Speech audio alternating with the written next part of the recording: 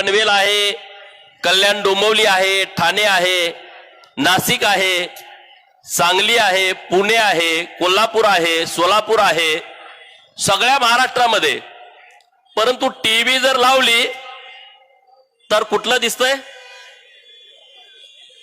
कुठला? पिंपरी चिंचवड. का बर? जोरात बोला ना. राष्ट्रवादीवाल्यांचे दुसरीकडे कुठं पॅनल आहेत का मला माहित नाही, परंतु पिंपरी चिंचवडवर त्यांचा डोळा आहे. त्यांना माहित आहे ही सोन्याचं अंड देणारी कोंबडी आहे आणि राष्ट्रवादीवाल्यांना कोंबडीच कापायची आहे. त्यांच्या डोक्यात दुसरा काही प्लान नाही आहे. आणि म्हणून ते उठ सूट इथं पिंपरी चिंचवडला येत आहेत आणि महेश दादांच्या वरती टीका करण्याचा प्रयत्न करतायत.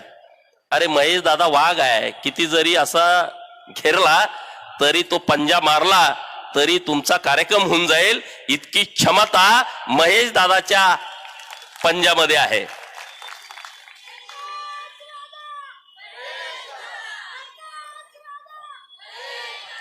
देवाभाऊंचं भाषण ऐकलं, तुम्ही ऐकलं असेल आजच्या सभेमधलं.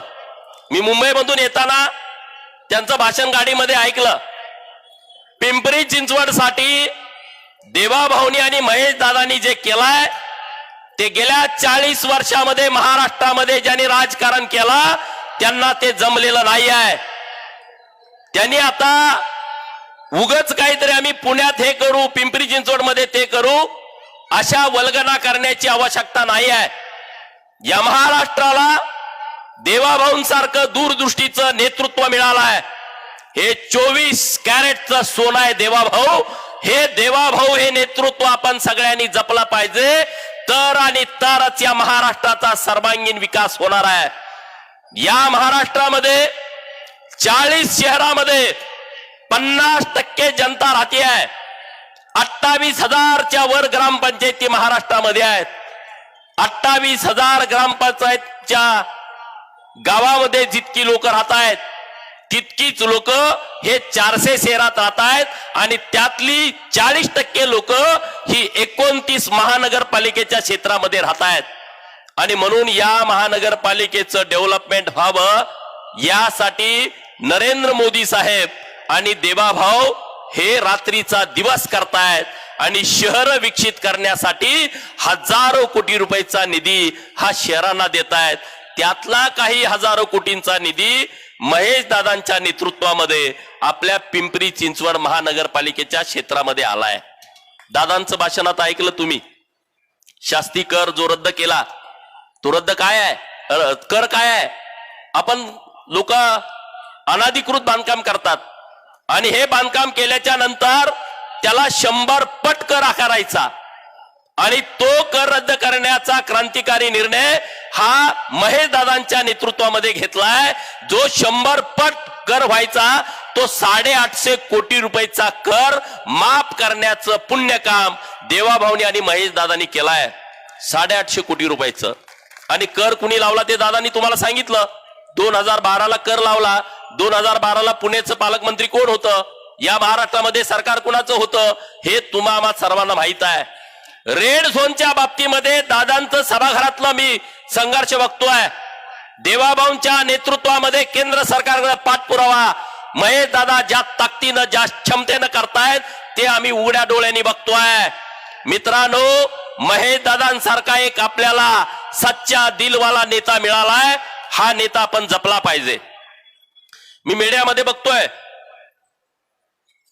ते दुसरा एक दादा, आपला एक दादा आणि छोटा एक दादा आहे तिकडच्या पार्टीत. तिकडे 2 दादा आहेत, आपल्याकडे एक दादा आहे. आपल्या दादाची जर छाती फाडली तर छत्रपती शिवाजी महाराज बाहेर निघतील. आपल्या दादांची जर छाती फाडली धर्मवीर छत्रपती संभाजी महाराज, पुण्यश्लोक अहिल्या देवी निघतील, प्रभू श्रीराम आणि हनुमान निघतील. निघतील की नाही? तिकडच्या दादाची जर छाती पाडली तर काय निघेल?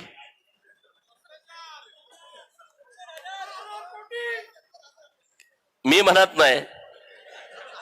तिकडच्या दादाची जर छाती फाडली तर 10, 15, 20 कारखाने ढापलेले निघतील. तिकडच्या दादाची जर छाती पाडली तर पिंपरी चिंचवड मधले आणि पुणे महानगरपालिकेतले अनेक सातबारे निघतील. तिकडच्या जर दादाची छाती पाडली तर अनेक भ्रष्टाचाराची प्रकरणं निघतील. दादातला सुद्धा फार मोठा फरक आहे आणि त्यामुळं या दादाच्या नादाला कुणी लागू नये. म्हणे आमच्या नादाला लागलं तर आम्ही बघून घ्या. मी आता 10 वर्ष तुमच्या नादाला लागलोय, माझं काय केलंय तुम्ही ते ह्या दादाचं कराल. हा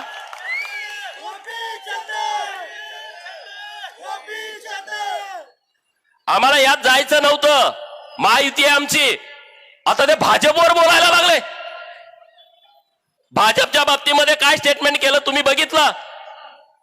अरे जर का घेशील भाजपशी पंगा भर चौकामध्ये करील नंगा. ध्यानात ठेव बर का, हे भाजप आहे बर का. भाजपच्या नादाला लागू नका. भारतीय जनता पार्टीनं सर्व दूर महाराष्ट्रामध्ये विकासाचं काम केलंय. गावाकडची लोक इथं आहेत. अरे तुमच्या शेतामध्ये पाणी देण्याचं पुण्य काम देवाभाऊनी केलाय. तुमच्या गावाकडे जाणारा डांबरी रस्ता, कॉन्क्रीटचा रस्ता देवाभाऊंच्या आणि नरेंद्र मोदी साहेबांच्या सरकारनं केलाय. आज जे पिंपरी चिंचवडचा विकास करू म्हणतायत त्यांना माझं एकच आव्हान आहे. बारामती तालुक्यामध्ये मी 2019 ची निवडणूक लढवली होती. सुपा, पळसी, मासाळवाडी, मोरगाव, अरे या गावाला पिण्याचं आणि शेतीचं पाणी नाही. 40 वर्ष तुम्ही महाराष्ट्राच्या राजकारणामध्ये आहे. तिथला टँकर तुम्हाला बंद करता आला नाही. देवाभाऊनी आता तो टँकर बंद केलाय. तुम्ही पिंपरी चिंचवडकडे इतक्या लांब कशासाठी येत आहे. काय इथं. अरे इथं आमचा नेता सक्षम आहे ना. महेश दादा रात्रंदिवस राबतो लोकांच्यासाठी, कार्यकर्त्यांच्यासाठी, जीवाभावाच्या कार्यकर्त्यांच्यासाठी भावासारखं प्रेम देतो. तो रोहित पवार सुद्धा दादा बोलायला लागलाय. अरे शेंबूड काढायचं कळतो का तुला. तू दादावरती बोलतो. महेश दादा काय सोन्याचा चमचा तोंडात घेऊन जन्माला आलेला आमदार नाही आहे. तो इथल्या मातीतल्या लोकांनी, महाराष्ट्रातल्या गावगाड्यातल्या इतर राहिलेल्या लोकांनी नेता तयार केलेला आहे. तो असा काय रेडीमेड नाही, घराणेशाहीतनं जन्माला आलेला नेता नाही महेश दादा. बाप गेला का पोरगा, पोरगा गेला का नातू, त्या प्रक्रियेतनं महेश दादा आमदार झालेला नाही. महेश दादा इथल्या लोकांच्या प्रेमावरती तयार झालेला नेता आहे. आणि या परिसराचं डेव्हलपमेंट होण्याच्या दृष्टिकोनातून जे जे काही करावं लागेल ते करण्याची ताकद महेश दादांच्या मध्ये आहे. देवाभाऊ मुख्यमंत्री झाल्याच्या नंतर महाराष्ट्रामध्ये काय बदल झालेत तुम्हाला आणि आम्हाला सगळ्यांना माहित आहेत. मुंबई मधली परिस्थिती तुम्ही बघताय. आज हे जे मेट्रो सिटी आहेत या सगळ्या सिटीला डेव्हलपमेंट करायचं काम देवाभाऊनी केलेलं आहे.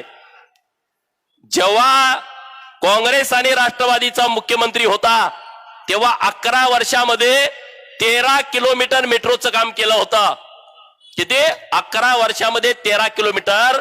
आणि देवाभाऊ मुख्यमंत्री झाल्याच्या नंतर 10 वर्षामध्ये 475 किलोमीटर मेट्रोचं काम देवाभाऊंच्या नेतृत्वामध्ये झालंय. अरे पुण्यामध्ये जायचं धाडस होत नाही. इतकं मोठं ट्रॅफिक पुण्यामध्ये आहे. पुण्यामध्ये गेलं तर 2-3 तास बाहेरच पडत नाही. मग तुम्ही एवढे वर्ष इथं सत्तेमध्ये होता, तुम्हाला पुण्याचं ट्रॅफिक का संपवता आलं नाही? द्या उत्तर तुम्ही लोकांना. का नाही तुम्ही करू शकला? आता रिंग रोडचं काम देवाभाऊंच्या नेतृत्वामध्ये आता काम सुरू आहे. हे सगळं काम भारतीय जनता पार्टीचं नेतृत्व करताय. नरेंद्र मोदी साहेबांसारखा एक नेता आपल्या देशाला मिळाला आहे. जगामध्ये आपल्या देशाची मान उंचावते आहे.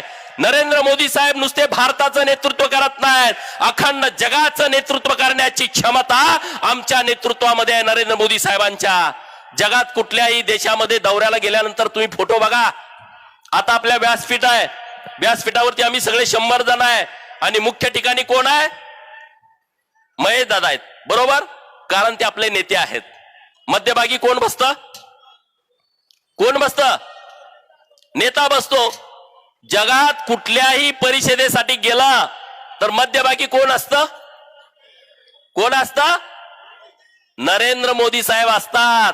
अमेरिकेचे राष्ट्राध्यक्ष नाही तर भारताचे पंतप्रधान हे मध्यभागी असतात. याचा अर्थ असा आहे की जगाचं नेतृत्व हे भारताकडे आलेलं आहे. आणि जर भारताकडे नेतृत्व आलं असेल, ते नेते भारतीय जनता पार्टीचे असतील, तर तुम्ही या एक्सपायरी डेट जवळ आलेल्या राष्ट्रवादी काँग्रेसच्या नादाला तुम्ही लागू नका. हे 2029 पर्यंतचा ह्यांचा बाजार आहे. तुम्ही तिकडे जास्त लक्ष देऊ नका आणि ते भाजपवरती बोलण्याचा प्रयत्न करतायत. अरे त्या भानगडीत तुम्ही पडू नका. देवाभाऊंच्या कृपा आशीर्वादानं तुम्हाला सन्मानाची खुर्ची मिळाली आहे, तर ती नीट खुर्ची सांभाळा. उगाच महेश दादांच्या आणि भाजपच्या नादाला तुम्ही लागू नका. गावाकडनं आलेल्या लोकांना सगळ्या माझी विनंती आहे, आज हे पिंपरी चिंचवड हे देशाच्या कानाकोपऱ्यातल्या लोकांच्यासाठी चूल पेटवण्याचं काम करताय. आपल्या सर्वांना पोटामध्ये घेताय, आपल्या सर्वांना इथं काम देतंय, व्यवसाय देतंय. अशा पिंपरी चिंचवडला डेव्हलप करण्याचं स्वप्न भारतीय जनता पार्टीनं बघितलंय आणि ते स्वप्न पूर्ण करण्यासाठी या महानगरपालिकेमध्ये 100च्या वर भारतीय जनता पार्टीचे नगरसेवक या शहरातल्या लोकांनी निवडून दिले पाहिजेत. ही विनंती करण्यासाठी आम्ही इथं आलोय. देणार की नाही? एवढे येणारच आहेत. सगळे सर्वे तसे सांगतायत. त्यामुळे ते विरोधक सगळे गडी बितरलेले आहेत. त्यांना काही आता हातामध्ये काही लागणार नाही आणि म्हणून ते महेश दादावरती तुटून पडतायत. मी पण